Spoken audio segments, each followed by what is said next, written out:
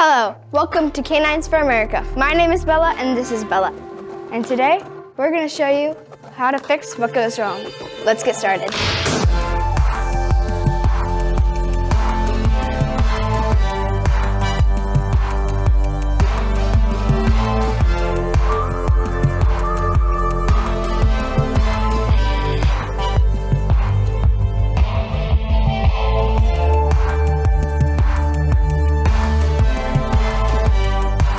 Welcome back, guys. So today we are going to now fix what you saw earlier that I did that was wrong.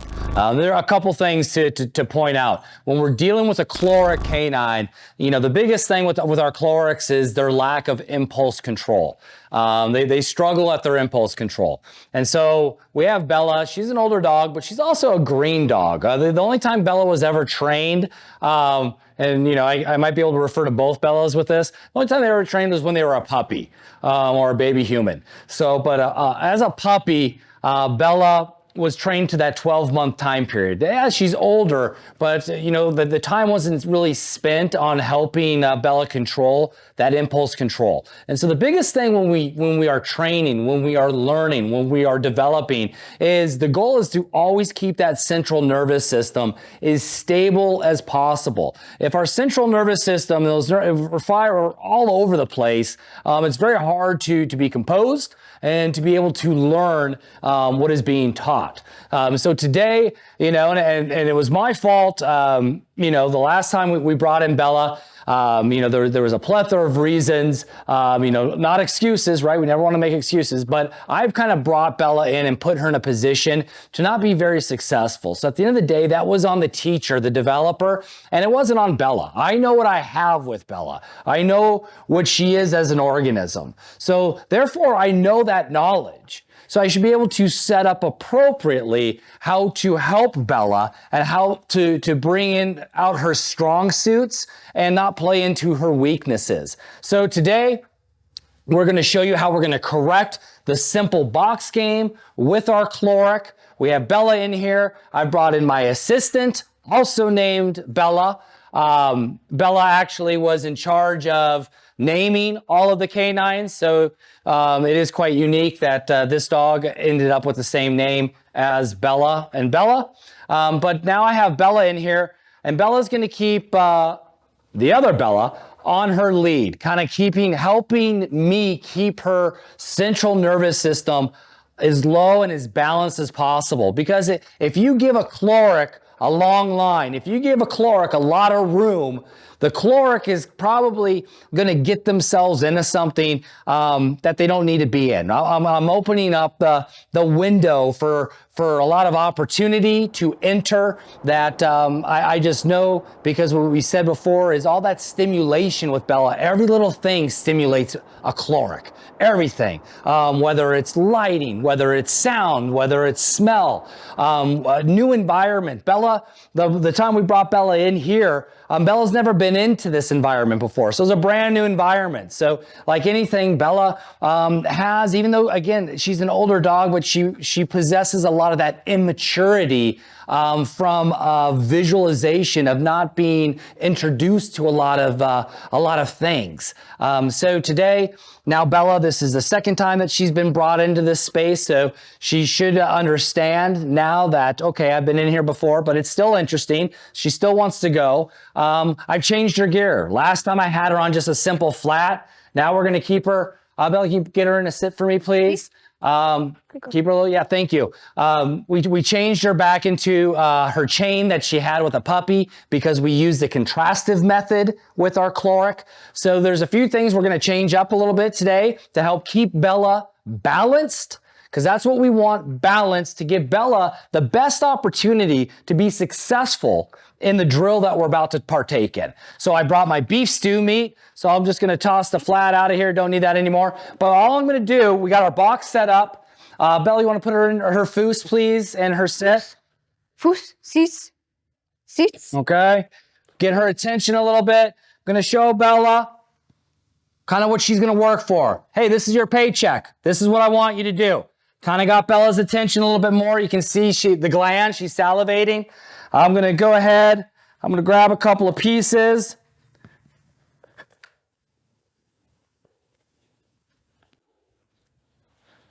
I'm going to basically open up my box. Bella can see. I'll tease her again. I'll stim her, keeping her in low gear. This isn't a toy. Oh, she wants her food, right? She wants it now. Keeping her balanced, though, keeping her in a low gear. And I'm going to open up her box. I'm going to go ahead. I'm going to throw them in, and I'm going to close up the box a little bit. Simple game still on first level. And then I'm going to ask Bella, the human Bella, go ahead, pop her. Immediately, Bella shoots straight into the game, going right to work, using olfactory, using her vision, being confident, coming in, and playing the box game. Bella, go ahead and leash her up, please. Great, that was awesome. Much better. That was her first rep of the day. I like it. Again, I didn't feed Bella this morning, so she's had no breakfast. So she's motivated to work for her paycheck, which is going to be the food. The food, again, is going to help keep that central nervous system in first gear. I don't need it any higher than first gear because I want kind of that connectivity and the mobility of her neurons to be a lot more stable. So we're going to step it up again here. We're going to do 4 exercises, 4 box challenges with her. I'm going to introduce her food again to just let her know, again, what she's working for. She sees what she's working for. I'm going to take those pieces in my hand, and then I'm going to go ahead and I'm going to make this challenge a little bit more challenging for her, the box game. I'll show her, hey, there it is. Here's your food. I'm going to throw it in. I'm going to seal it up. And then I'm going to just dog tag 1, and we'll put it straight up in the air. This is a little bit more challenging because it is a deeper box. Will she get her head in there? And then what we want to see now is Bella, she's got a lot of good focus on me, right? So let's see when we pop her off that lead. Does she do what she did last time? Right? Last time you heard we had to play some music to fill all the time that Bella wanted to kind of go, rinky-dink around the space here. Keeping her focus. Bella, go ahead and pop Bella off the lead. Let's see what she does here. Okay, a little bit more focus, shooting into the box. There we go. I like it. Now I'm getting my choric to work. My choric is working. Last time you saw when we did this exercise, Bella was walking around the room. Right? Impulse control. Oh, what's that over here? Oh, squirrel. I'm going to go over here. It's not that we don't have a good athlete. It's that we have to help the athlete be successful. So we have to figure out how the athlete. She's going to get a little bit of water. Bella, you can go ahead and leash her up and take her back. I'm going to check. Okay. Yep. Bella got everything. She's So we're 2 for 2 with our exercise so far.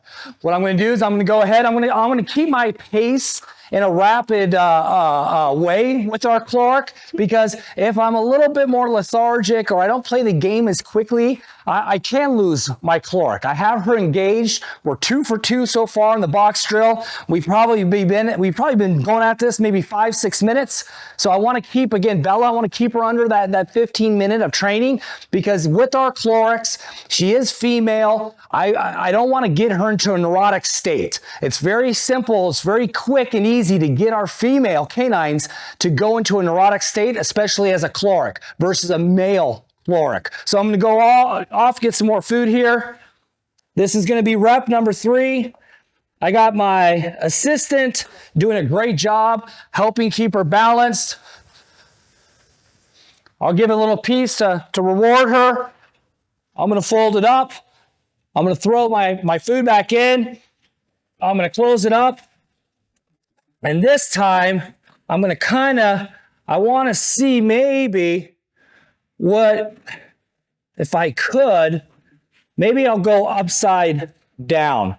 This is going to be real challenging. I don't know if she'll try to knock it over. We'll see. Maybe I'll do a little human interference to try to get the box to flip over. But I want to see, will she move the box? This is what I'm looking for. Will Bella move the box on the floor? So much than getting into it, because it'll be hard for her really to get into it because it's on turf. The box is going to slide, but I want to see, will she play a slide game with it, with her nose on the ground, with her nose kind of punching the box around? I want to see what she's going to kind of do. I know this is a difficult challenge, so I know I will try to help if need be in a very discreet way. But let's see the behavior that she displays. Bella, go ahead and pop Bella. Good. Using her olfactory. Oh, she's on the top of the box. Will she punch that in? What will she do? She's found her edges. She's using her paw. She's trying to be a little bit physical with the box. Oh, she sees that she can punch her. Look at that. She's punching her face in there. Oh, but she popped it up. She got distracted with me.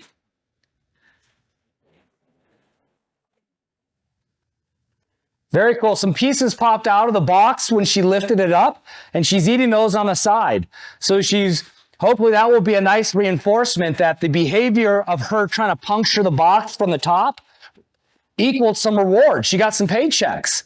Now, cognitively, does she understand, hey, if I keep working this, I can be successful. But what I like about it is we don't see Bella leaving the game at all. Now, the first episode, you saw Bella left the game. Bella wasn't very engaged. Well, it wasn't because Bella doesn't have the capabilities of doing this. It's just I set the game up wrong. I brought in a bad way to do the game. So it was all trainer error. Most of the time, 99.9% of the time, if the dog is not successful, it's because it's my fault. It's the trainer's fault. I did something wrong. I overlooked a little thing. It's all about the details, the little thing in setting up a training, understanding what my organism is, what their temperament is, and their behavioral reactions. Once I've diagnosed that behavioral reaction, to go along with their temperament, I'm able to set up the games to be successful for Bella. So Bella's, she's still hunting. She's losing a little bit of interest. She's walking away, but she's been playing the game pretty good. Good girl. So Bella was able to get her attention and get her back in. I'll kind of see. Bella, back up, please. Oh, I'll close it back up. There is some more food in there. Let's see what she does. I'll kind of put my foot here to see if she can knock it up. So I'll act like more of a stable wall.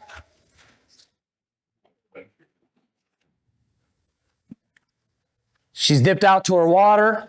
She's thirsty. Bella, I'll bring her back in.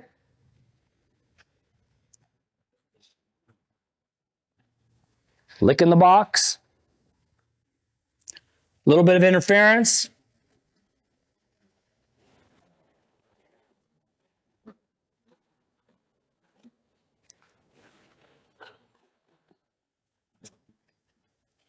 She's trying to figure it out. She can smell it. She can smell there's pieces still in there, inside that box. She just doesn't know how to go and get at it. She's getting a little tired, right? She's panting. It's warm outside. Can she figure it out?